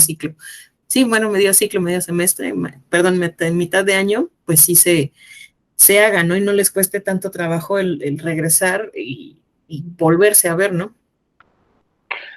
Pues qué interesante lo que mencionas. Ahorita te paso, Gustavo. Yo me quedo de lo que tú dices con los chicos son más solitarios, de pronto descubren que no necesitan tanto la interacción social que con que cumplan, y que probablemente esto tiene que ver mucho en el origen de la educación a distancia, y que tenemos nosotros que adaptar para que sea una educación más incluyente emocionalmente hablando de los estudiantes. Pero ciertamente hay un fenómeno del chico guardado en su cuarto, en donde el mundo le resulta agresivo y él no necesita nada más porque en el cuarto está conectado al mundo, ¿sí? Entonces, pero nunca deja de ser virtual esta conexión. Entonces, hay una parte en donde la tecnología nos sirve y otra parte donde la tecnología se vuelve en contra nuestra, ¿no? Entonces, y que hay que atenderlo, y por eso yo digo que en preparatoria es muy importante, porque el desarrollo de las emociones de la vida adulta se está gestando ahí, y tenemos que poner atención porque esto va a tener implicaciones de futuro, ¿no? Perdón, Gustavo. No, está muy bien. No estaba yo, Hilda, pensando en este asunto de la educación, el aprendizaje de las emociones, lo que en la época de Bloom se hubiera llamado el dominio afectivo. Y me parece la educación formal lo dejó abandonado durante muchísimo tiempo. Yo creo que es bueno, muy bueno lo que está haciendo la escuela de involucrarse en esta clase de cosas. Me despertó inquietud una cosa que tú afirmabas de si los estudiantes iban a volver a ser lo que eran antes. Y yo me pregunto si conviene que vuelvan a ser lo que eran antes. A lo mejor lo que se necesita es tratar de preservar aquellos cambios que son buenos y tratar de corregir los cambios que son malos. Es interesante este fenómeno que menciona Luis del alumno, del muchacho en su cuarto, en que no está aislado, está en constante comunicación. De hecho, una característica que varias personas me han llamado, me han mencionado, es la necesidad constante de estar conectados. Me decía un maestro en que le costaba trabajo que los estudiantes no tuvieran el teléfono celular en la mesa y que no estuvieran contestando constantemente sus WhatsApps o sus mensajes. Simplemente me llama la atención y me parece que hay ahí 2 o 3 inquietudes importantes. Una es esto de si debemos regresar a lo que éramos antes, o a lo mejor hay aquí aprendizajes para cambiar cosas que no eran buenas. Y en segundo lugar, esta forma de lograr aumentar tú lo mencionabas también, el tiempo de concentración para un jovencito que está acostumbrado a estar constantemente conectado y constantemente en comunicación con sus pares. Hay otro asunto que se menciona en este artículo que me llegó hace poco del TEC de Monterrey, en donde está despertándose está presente la conciencia social del estudiante. Así como hay necesidad de una satisfacción inmediata que se refleje en este asunto de la necesidad de evaluación, también hay una preocupación porque el profesor vincule el aprendizaje, vincule la clase con problemas de derechos humanos o problemas ecológicos o otros problemas sociales que están muy presentes en los estudiantes jóvenes. Qué bueno que están abordando el asunto del desarrollo del dominio afectivo, el desarrollo de las emociones. Hay un famoso libro en México, Los hijos de Sánchez, en que hablaba del aprendizaje emocional de los jóvenes en las clases, en las colonias populares de la Ciudad de México, y que es muy interesante porque aprendían de las emociones a partir de las novelas, a partir de ya sea material escrito o material de televisión. O sea, eso de saber qué son las emociones, como bien lo decía Gonzalo, es muy importante, saber distinguir una emoción de otra y saber cuándo está teniendo una y no responder como si estuviera teniendo otra. Sobre todo en relaciones interpersonales, ¿no? En fin, hay muchas cosas que se podrían elaborar. Sí, gracias, Luis. Es que el tema está, el volver a lo de antes, honestamente yo no lo envisiono, yo creo que vamos a volver más que nada a un formato híbrido, haciendo ciertas menciones a las cosas que sigan mencionando como Hilda, que claro está, una cosa que hay que aprender es que el estudiante aprende de una forma muy diferentes. ¿Viste? Tenés gente que aprende de forma visual, gente que aprende de forma auditiva, gente que aprende de forma cinética, ¿viste? Gente que necesitas ponerlos a interactuar para que puedan absorber el conocimiento. Y también lo otro que uno no capta muchas veces, porque tenemos ciertas definiciones, es entre quién es introvertido y quién es extrovertido. Entonces, con esta pandemia, con este cambio, porque principalmente una persona extrovertida es a que la diferencia central es cómo es que la persona genera energía. Una persona extrovertida genera energía interactuando con otros. Es como es una reciprocidad. Por eso que el extrovertido se le considera como alguien sociable, porque necesita ver, tengo una idea, hablo con tal persona, la idea se crece y después se genera como la idea final excelente. Y así es como ellos se desarrollan. El introvertido genera la energía dentro de sí mismo. Necesita estar en su lado, en su aislamiento, procesarla, absorber la información necesaria y después ver de procesarla. Entonces, en esto justamente, Hilda, me encanta que lo hayas mencionado, notamos que ciertos estudiantes mejoró su rendimiento académico, porque justamente tal vez les está pasando esa situación, porque muchas veces hay una fricción entre el extrovertido y el introvertido. Pues el extrovertido está acá, que quiere energía, y el introvertido está, no, tengo mi energía, vos andá a conseguir la tuya, y les resulta difícil el poder generar ese conocimiento porque está demasiado abombardeado de estímulos externos y no se puede enfocar. Esto es algo que se nota mucho en las personas autistas, ¿viste? De que ellos necesitan un espacio adecuado para poder aprender, porque hay una contaminación sonora, lumínica, necesitan un espacio central y ahí es cuando ellos salen a relucir. Entonces ahí se puede notar, este estudiante necesita este tipo de ambiente para poder sacar lo mejor de ellos mismos. Entonces tenemos que ver de cómo adaptar nuestra forma de educar y de compartir para que ellos saquen realmente lo mejor. ¿Viste? Así como notaste un mejor desempeño de ellos, tal vez los extrovertidos, que yo honestamente, yo me doy cuenta, soy extrovertido y el estudiar a distancia, yo intento estudiar a distancia y me cuesta porque necesito el pelotear, el desarrollar el trabajo en un equipo para sacar lo mejor de mí. Entonces yo estoy trabajando el doble para poder aprender más. Y el introvertido lo más seguro trabaja menos y logra más. Eso por un lado. Por el otro, un poco mencionando a Luis, que él decía el transcurso que tuvo su hijo, ahora preparatoria, y que a 8 meses para conocer a alguien más. Y por el otro lado, la mención que está diciendo Hilda de que los estudiantes están más involucrados, pero más que nada por redes sociales. Esto es para dar un poco de pantallazo técnico a la parte empática. Los niños antes de 8 años, su empatía es lo que les está pasando a ellos. El objetivo que ellos tienen es cumplir que ellos consigan lo que quieren conseguir. No significa que no sientan las emociones de otros, pero es más que nada están centrados en ellos. Recién a partir de los 8 es que empiezan a tener conciencia de los objetivos de los demás. Viste, que alguien quiere conseguir algo más, entonces, ¿cómo es que los puedo ayudar? A los 10 es cuando empiezan a desarrollar una perspectiva más de la familia, más de la comunidad, se crece su círculo social. Y de 12 en adelante es cuando empiezan a tener esa perspectiva de mundo, esa perspectiva de qué es lo que pasa en mi país, qué es lo que pasa en la región, en todo lo que está a mi alrededor. Y hoy en día, con las redes sociales, con la información, esa accesibilidad que tienen, están más involucrados. Hay un mayor número de involucramiento social, de causas sociales, y ellos pueden compartir más su punto de vista, su preferencia. Pero claro está, ahí entra, así como yo puedo compartir, yo me veo influenciado por una presión de grupo. Porque si es que veo que 40 de mis amigos están involucrados en esto, yo tengo que estar involucrado por más de que no conozca realmente lo que está pasando. Y entonces ahí es necesario el saber el cómo estar manejando la situación, y que es necesario que esté tanto los docentes como los padres involucrados.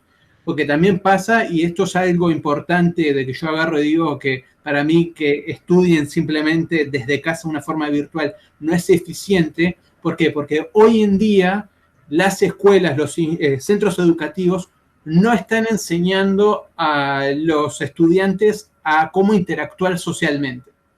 Es como la interacción social, es como se dejan para los recesos, para el recreo, ahí es cuando ellos empiezan a interactuar, pero no se les desarrolla las habilidades sociales como para poder generar esos vínculos adecuados. ¿Y cuándo es que uno aprende realmente cómo interactuar con otros? Viendo cómo mis padres interactúan o cómo las normas sociales están interactuando. No está nada escrito, no hay nada que enseñe realmente a cómo es que está pasando, y eso es algo que se puede poner peligroso si es que se va a la parte de aislamiento. ¿Por qué? Y esto es un caso que noté con unos estudiantes acá en España, donde un chico autista, antes de pandemia, esto es prepandemia, un chico autista sufrió de bullying por más de un año y él no dijo nada. ¿Por qué? Porque él, con su captación de qué es lo que pasaba socialmente, él pensaba que era cómo funcionaba la cosa. ¿Viste? De que nadie decía nada, es como la otra persona interactúa conmigo, ¿viste? Un poco más física de lo que debería de ser, pero así era la norma social. Y ese chico autista, claro está, el autista, si es que le da ciertas reglas, él juega con esas reglas, no me rompa las reglas, y él pensó, así es la interacción. Tuvo que haber una interacción por fuera para darse cuenta de que no, mirá, así no es la cosa, así no funciona la sociedad. Si es que alguien te pega, vos tenés que ir a reportarlo.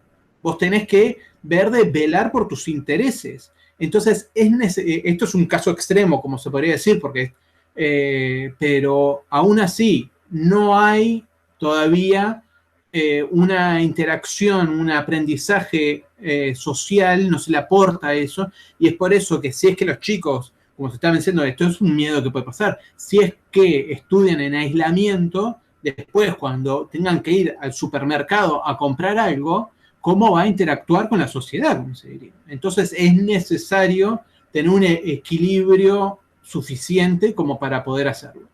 Hay nuevos códigos, no solamente para los estudiantes, para todos, ¿no? Yo ahorita pensaba, digo, a Gustavo lo conozco muy bien y lo conozco de hace tiempo, pero a Hilda nos hemos visto, ¿cuántas veces nos hemos visto? Y todavía no nos conocemos en persona, ¿sí?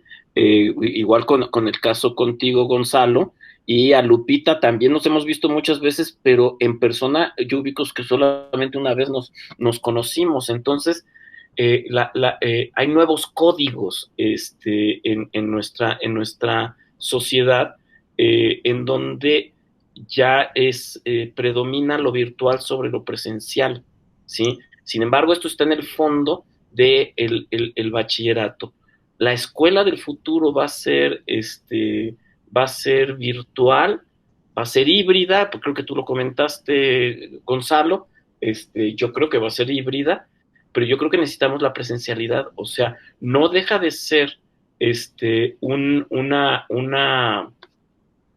una idea el tener a las comunidades de jóvenes alejadas del conocimiento personal, no deja de ser algo interesante que no sabemos dónde va a derivar, ¿no?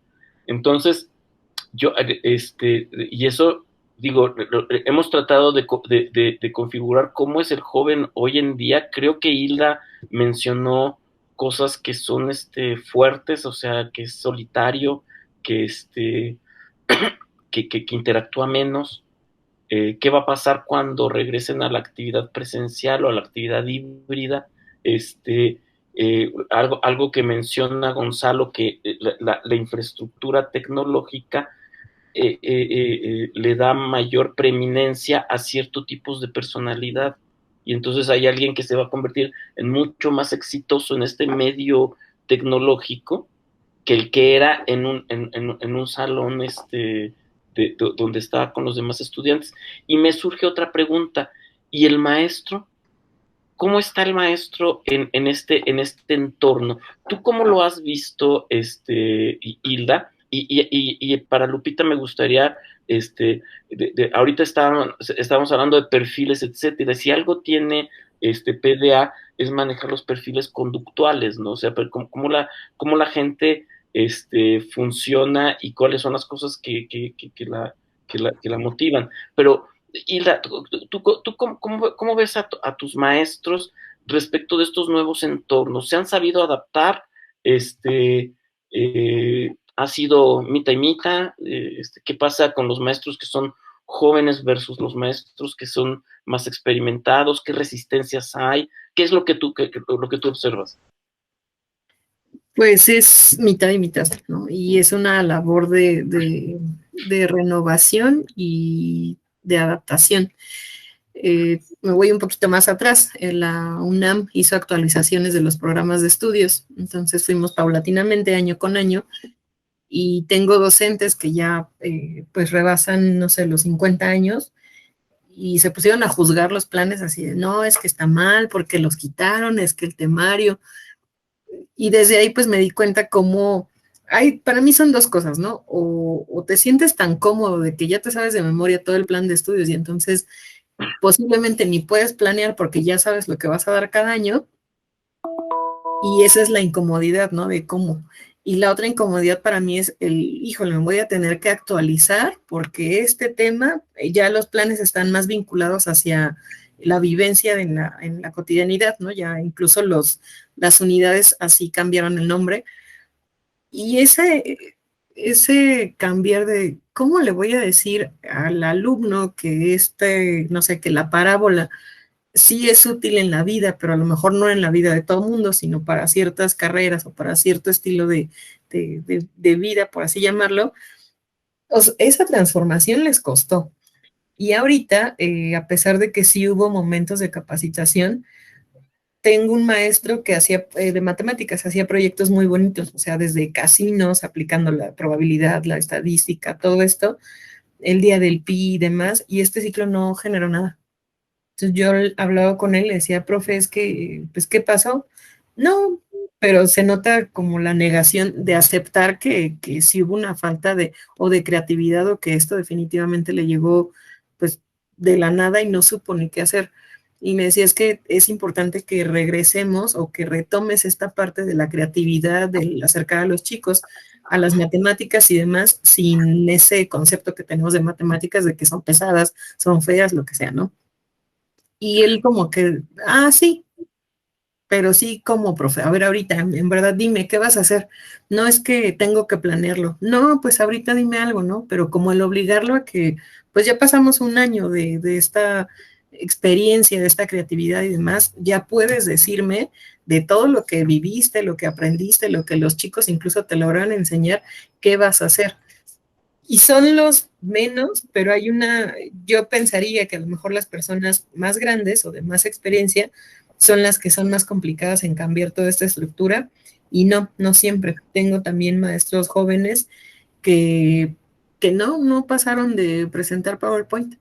Mira, sí, pero es que hay más cosas, a lo mejor mira, búscate estas herramientas. Yo no las sé usar, pero he visto que son muy buenas. Ya tú investiga cómo es la aplicación para tu materia, y no. Entonces, creo que es una nostalgia. O sea, este cambio no planeado generó un movimiento en todo, ¿no? Creo que influye también, como lo decía hace rato, con los chicos, pues esta personalidad. O sea, a lo mejor hay maestros que están felices, ¿no? Tengo el caso del profesor de física, que él sí definitivamente ya me está diciendo, yo no quiero regresar, ¿no? Porque fui feliz con los simuladores para los laboratorios, fui feliz con esto, yo estoy bien cómodo. Si yo no regreso, mejor.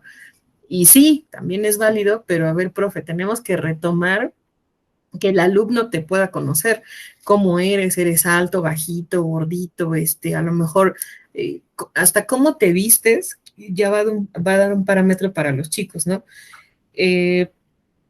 Yo sí soy mucho de aventarles como el reto a los maestros, o sea, no podemos regresar y otra vez me van a entregar planeaciones como si fueran en el año 2019, ¿no? No vuelvan a utilizar estas herramientas, ustedes mismos váyanse renovando y pueden generar más cosas, pero yo creo que sí lo pueden lograr, y va un poquito a lo mejor regresándonos a la etapa adolescente en la que tienen que volver a creer en ellos y reformar o regenerar una nueva como perfil docente.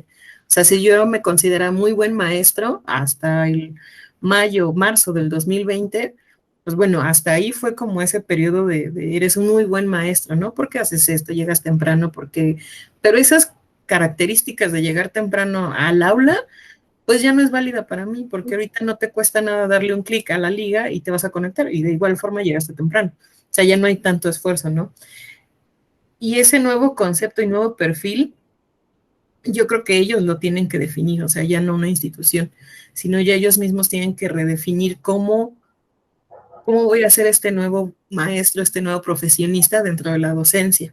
Y entre ellos mismos se van a comparar, ¿no? Porque hicimos como momentos de evidenciar los trabajos y todo, y sí les veía la cara como de, ¿a poco se podía hacer eso y yo no pude lograrlo, ¿no?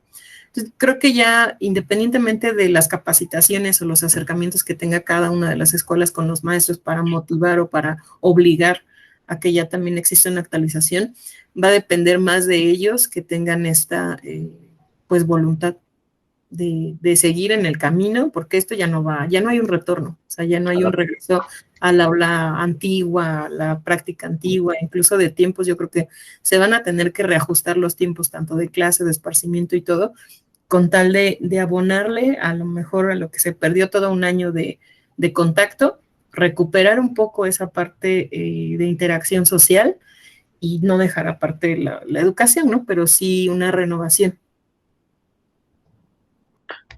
Adelante, Gustavo. Bien, gracias, Hilda. Yo quería hacer una pregunta y un par de afirmaciones. En estos nuevos planes de estudio de la UNAM,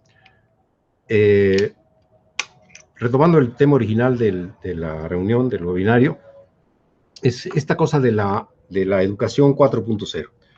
Si lo que pensamos es que la diferencia entre las otras maneras de educación y la nueva es la introducción de inteligencia, ¿qué tanto el nuevo plan de estudios de la UNAM toma en cuenta las diferencias entre los estudiantes? Porque así como en la educación 1.0 todos eran parejos, todos aprendían al mismo ritmo, era una educación muy regimentada, no se vale que haya un cambio de estudios y que en fin, no, es una pregunta más bien, en este nuevo cambio de estudios, ¿se toman en cuenta las diferencias individuales o una vez más se cree que todos los estudiantes son igual de creativos, igual de imaginativos, igual de preocupados por su contexto social? Esa es una. Otra, y ahí tú lo dijiste, yo creo que no hay regreso. yo creo que no es cosa de regresar a como estaban las cosas antes. Yo creo que hay una nueva forma de educación y que va a combinar hábilmente las ventajas de la educación en línea con las ventajas de la educación presencial. Incluso, hace un momento cuando hablabas del profesor de física, a lo mejor en un momento dado vale la pena aceptar que hay materias que son mejor en línea y sin interacción. O sea, no necesariamente hay que obligar a todas las materias tengan interacción. No necesariamente todos los alumnos deben conocer a todos los profesores.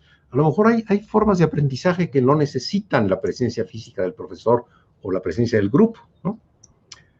Y en última instancia, y retomo aquí parte de lo que decía Gonzalo, ¿qué tanto podemos desarrollar herramientas que permitan la detección de problemas individuales rápidamente?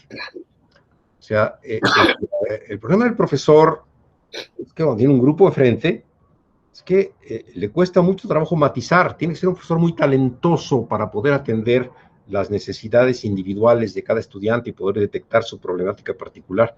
Sin embargo, por lo menos en otros ámbitos, la introducción de Industria 4.0, Administración 4.0, es la capacidad para administrar individualmente sin necesidad de dedicar el tiempo que requeriría una atención personal. ¿Cómo? Pues con herramientas. O sea que ya hace algunos años, en evaluación, salió la evaluación adaptativa, en donde primero se hacía unas cuantas preguntas para encontrar las fortalezas y las debilidades del estudiante, y después se hacían más preguntas, pero solamente sobre las áreas débiles. O sea, solamente se exploraba a fondo aquello que tenía una implicación práctica, y que era encontrar en dónde hay que reforzar el aprendizaje. Es que, Gustavo, honestamente, totalmente de acuerdo con lo que estás mencionando y haciendo énfasis con lo de Hilda, y me encantó ese ejemplo de profesor de física, porque al final de cuentas hay materias que hay que cuestionarse. ¿Vale la pena le hacer un retorno a la clase al 100%? Porque hay herramientas que, claro, ¿qué están haciendo los estudiantes? Yendo con un libro de física a que estén frente a un docente y que les diga la tercera ley de Newton, porque es importante. Tal vez les puede traer 2 piedritas y que se peguen y que noten la diferencia, pero hace realmente, aprenden tanto. En cambio, si es que lo ven desde un monitor, juegan, interactúan con el material, ellos lo pueden absorber al 100%. Y en eso estoy muy de acuerdo con lo que están mencionando los dos, porque es cierto, es una realidad. Y siguiendo, más que nada, aportando al comentario que hiciste, porque sí, hay docentes que en la realidad 1.0 eran capaces de notar las diferencias, de leer el lenguaje corporal de los estudiantes, si es que están captando los materiales, si es que están interactuando bien, cómo están absorbiendo. Pero ahora en la versión virtual, defendiendo un poco de la 4.0, la inteligencia que se puede obtener desde el estudiante es abismal. Es tema de desarrollar las herramientas. ¿Por qué? A modo de ejemplo, ¿cómo podemos notar que un estudiante está teniendo éxito en la materia y otro no? Ahí cronometrar, a ver cuánto tarda el estudiante en contestar una respuesta. Claro está, al final tal vez los dos se sacaron 100, ¿viste? Se sacaron la mejor nota los dos, pero el notar esas diferencias de tiempos, eso puede darle información al docente de, mirá que a esta persona le está costando más, porque la información, ¿viste? No le vino así para que contestara rápido y seguir a la siguiente pregunta. O si no, simplemente hay muchos algoritmos que se pueden hacer con los textos para ver qué tanto está adecuado su léxico y empezar a notar de si es que las oraciones están muy desarrolladas o no, si es que utilizan muchas muletillas, si es que están siendo repetitivos, y eso puede notar de qué tanto están desarrollando sus habilidades léxicas, como para poder decir si este estudiante realmente está desarrollando sus habilidades en literatura o no. Y esa misma información también puede retroalimentar a empresas como la de Guadalupe para empezar a decir, mirá, estos estudiantes se están destacando en estas materias, esto puede perfilar más a que su vocación está más yendo para esta rama o esta otra, y eso ahí complementa y termina guiando al estudiante a una forma proactiva. A modo de ejemplo, nuestra app, nosotros lo que usamos es justamente esa información para poder ayudar a los estudiantes, porque nosotros vemos de que, por ejemplo, marquen sus emociones de una forma diaria. Y si notamos de que están marcando demasiadas veces, de que están tristes, o de que están con ira, de que están agobiados, de que están resentidos, entonces empezamos el algoritmo mismo nos empieza a decir, mira, está pasando esto, empezá a darle este tipo de material, y eso que antes podía parecer difícil de complementar individualmente, ya se vuelve llamada de atención y el docente puede estar más presente. ¿Viste? El docente ya sabe que Juan Gómez está teniendo estas dificultades. Vamos a ayudarlo. Jimena está teniendo problemas con esto. Habla con los padres a ver si que la podemos guiar y ayudar. Esa interacción se puede hacer, porque claro está, es lo que pasó. Nadie se esperó una pandemia que iba a pegar.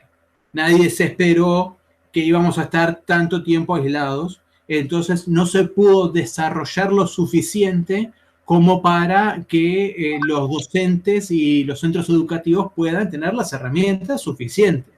Y ahora estamos en una situación donde Hilda les dice a los docentes, mira, ya PowerPoint no alcanza. Intentá hacer un poquito más, porque al final de cuentas ya Luis nos mostró el Prezi Video, lo puedes usar perfectamente para empezar a compartir más información e interactuar más con el estudiante mientras estoy mostrando información.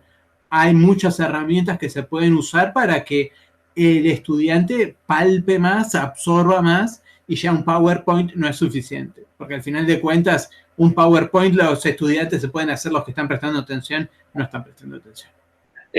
Yo algo que noto es que lo que requerimos tanto del estudiante como el maestro es un individuo más adaptativo, que se adapte al entorno, porque ciertamente la educación 100% en línea no es sostenible, necesitamos educación presencial, por lo menos en el nivel bachillerato. Yo creo que en el nivel universitario quizás sea más práctico y se puede llegar, y dependiendo incluso la disciplina con la que estemos trabajando, ¿no? Entonces, yo le iba a pasar ahorita la palabra a Lupita, pero ya se nos salió. Ya. Ahí volvió. Entonces, sí. El ciudadano hoy tiene que ser más adaptativo. El maestro de física va a poder seguir haciendo su trabajo con simuladores, esté en el ambiente presencial o no. Pero aquel maestro que no se adapta a los cambios, este otro maestro que platicas que de pronto se quedó pasmado, eso sí va contra el modelo de escuela de futuro que queremos. O sea, bien que mal, este es el gran cambio que se ve. Y este tipo de herramientas como la de Bizuca, como PDA, son herramientas que brindan información dura para poder hacer esto. Y yo creo que te comentaba Lupita, y me gustaría ir ya haciendo un cierre de nuestro coloquio, porque creo que ya tocamos los elementos importantes de la educación 4.0, el estudiante de hoy, el maestro, y hacer un cierre. Entonces me gustaría que platicaras un poquito la parte del perfil conductual. ¿Qué es lo que considera a la hora de detectar un talento, en general las herramientas de PDA? Claro que sí, mira, si bien lo han comentado, ya existe de por sí dificultad para adaptar los planes y programas de estudio, ¿no? En las instituciones. Le sumamos el elemento del docente, que también tiene esta dificultad, esta dificultad para asimilar y adaptarse, ¿no? Desde PDA tenemos una herramienta que se llama PDA Assessment, que nos permite identificar cuál es el perfil conductual natural de la persona, cuáles son aquellas tendencias de comportamiento como de fábrica, y además poder ver o distinguir cuál es esa percepción que la persona tiene de adaptarse a la situación o al trabajo actual, ¿no? Nos habla otra vez de capacidad de adaptación y adaptabilidad. Entonces, la información que nos brinda este reporte nos permite iniciar un proceso de capacitación. Esta herramienta es aplicada en procesos de capacitación, de coaching, de desarrollo de personas. ¿Por qué? Porque a raíz de esta información vienen como los cambios, hacia dónde quiere ir la persona, cuáles son esos ajustes, esos comportamientos que quiere modificar y que le van a favorecer en la tarea, ¿no? Entonces, PDA nos describe cuál es el perfil conductual de la persona y cuál es el perfil adaptado. El perfil adaptado, pues nos habla desde esa percepción de los ajustes que él cree que el ambiente le requiere, ¿no? Y pues sumamente necesario. Ahorita toda revolución trae un cambio. Ahorita estamos en la revolución tecnológica y digital, y sin duda pues el profesor, el papá y el alumno deberán transitar. Entonces, ¿qué mejor manera que una herramienta de autoconocimiento y de autodesarrollo como el PED Assessment?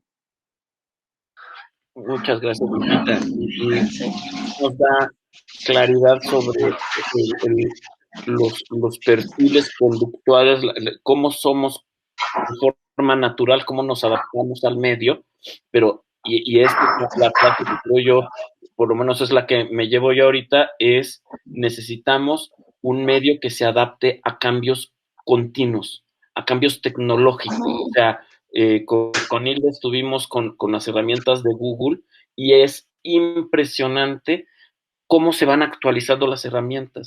Entonces tenemos que hacer a ver, bueno, pues ahora ya la interfaz es de otra manera de Google Meet, y ahora éntrale por acá, éntrale por allá, y esta es la parte de adaptación que requerimos. El maestro que quiere dar su clase hoy y para los siguientes 50 años, como muchos maestros tenemos, empieza a ser muy presionado y necesitamos que se adapte a nuevos entornos. Entonces, eso es una realidad, y una realidad que demandan nuestros jóvenes, porque nuestros jóvenes requieren un medio que los acoja en lo tecnológico, pero los acoja en lo humano, ¿sí?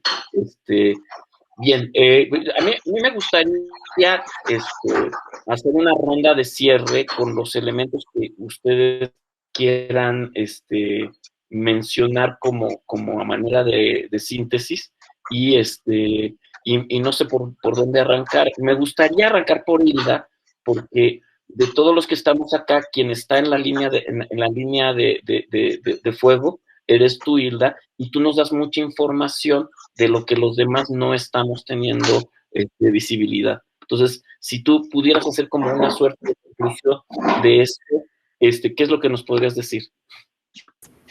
Bueno, antes nada más contestar las preguntas, Gustavo, pues el plan de estudio está renovado hacia incluir ya las partes emocionales, el conocimiento social, la interacción, pero hay pues algo muy contradictorio, ¿no? No se suelta esta parte de evaluación estricta, de que tienes un examen del 50%, tienes el otro 50% para evaluación continua, y se contrapone, ¿no? Porque entonces, ¿cómo evalúo algo que tú me estás indicando que tengo que renovar? Entonces sí falta como esa mejora de la estructura, porque al final la parte emocional o todo lo que sería habilidades personales no se van a poder plasmar en un examen.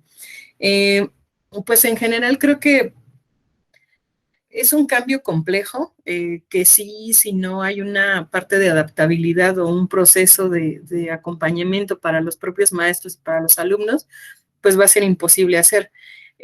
Yo me quedo con la frase de para preparar para el futuro necesitamos estar primero preparados nosotros, ¿no? Y esto creo que impactó en todos los ámbitos, desde directivos, que a lo mejor también teníamos una postura cómoda pues esto se ha hecho así, y las renovaciones son mínimas, ¿no?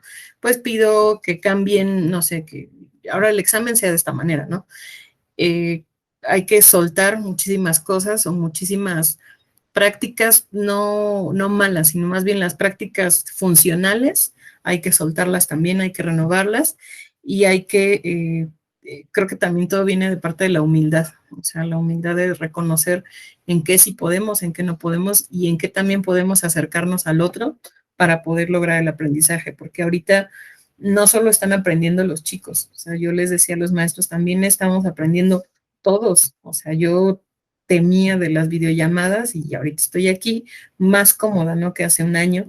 Entonces, creo que son no soltar la parte humana de todo este proceso de cambio, pero no soltar a los chicos, ¿no? Que no se pierdan en toda esta exageración de lo virtual y orientarlos hacia que se puede ser todo en lo humano, lo académico y lo virtual, sin que pierdan ellos pues su misma personalidad, sobre todo ahorita en esta etapa que es el bachillerato. Muchas gracias, Hilda. A manera de conclusión, Gustavo, ¿qué te gustaría compartir? Estás en mute. Estás en mute. Esa es una de las frases del 2020-21. Estás en mute. Gracias. Dice que me quedo con lo que dijo Hilda. Yo creo que se vienen cambios, que ni qué. Y creo que hay que abordar esos cambios con espíritu crítico. Hay cambios que van a ser para mejorar, hay cambios que no sirvieron para gran cosa. Y pues como está detrás del pensamiento de todo educador, el cambio, lo que uno haga, tiene que en última instancia pensar en qué es lo que mejor beneficia al estudiante. Qué es lo que es más efectivo en términos de objetivos de aprendizaje y efectivo en términos de realización personal y de construcción personal. Muchas gracias, Gustavo. Lupita, ¿qué te gustaría concluir para esta sesión de hoy? Ok, sí, pues que vamos hacia un modelo educativo más flexible, más integrador y más sensible, ¿no? A las personalidades de los estudiantes y también de los profesores. Y que entonces, en el centro el cambio pues es la única constante. Yo creo que no debemos mostrar resistencia. Y está en el centro de intención de lo que hace PDA como herramienta, ¿no?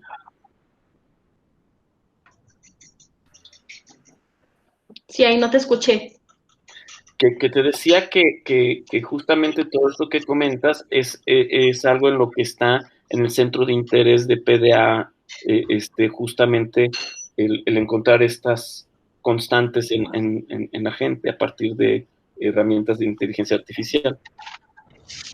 Claro, tener en consideración, ¿no? Esas diferencias y capacidades de cada persona para poder proveer justamente herramientas de orientación y de un análisis más profundo. Muy bien, muchas gracias, Lupita. Y Gonzalo, gracias. Para terminar, Gonzalo, ¿qué nos puedes decir? Bueno, voy a intentar que mis conclusiones sean un poco cortas, ¿viste? No prometo nada.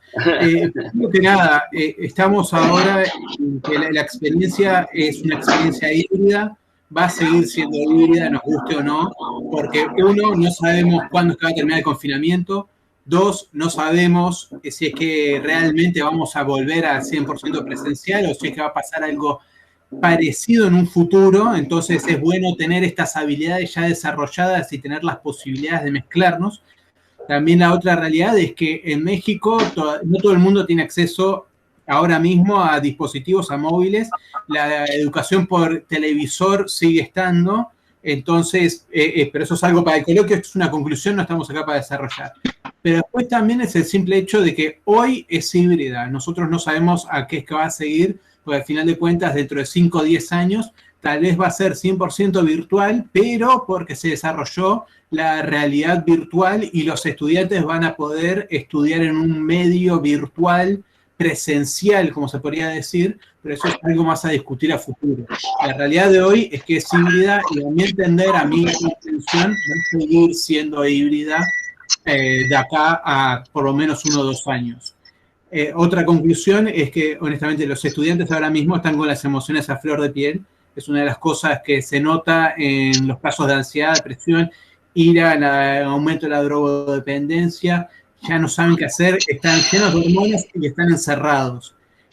Su forma de hacer catarsis son redes sociales donde se ven expuestos a muchas cosas negativas. No saben cómo manejarlas y no saben cómo interactuar. Nadie les da un curso de cómo interactuar realmente en las redes sociales, así como no se le da un curso de cómo interactuar entre seres humanos. Es algo que están aprendiendo ellos por su cuenta y es necesario, y acá es cuando voy a mi tercera conclusión, de que es necesario dar un mayor soporte tanto a los padres como a los docentes. Porque al final de cuentas, para poder desarrollarlos, necesitan tener un ejemplo y necesitan personas que los puedan guiar y que no estén sufriendo un aislamiento, aislados de cualquier tipo de interacción. Necesitan tener esa forma de poder vincularse porque el ser humano es un ser social. No lo vamos a perder. Vamos a estar interactuando constantemente. Y como última conclusión que anoté es que, claro está, va a haber y es necesario que haya un cambio en el currículum de la carrera del docente. El magisterio va a tener que cambiar para tener al menos un semestre de cómo hacer charlas interactivas, de cómo involucrar más a los estudiantes, ya sea de forma virtual o presencial. Es necesario que ya de por sí se esté dando ese conocimiento profundo de no depender de un PowerPoint, de cómo poder interactuar.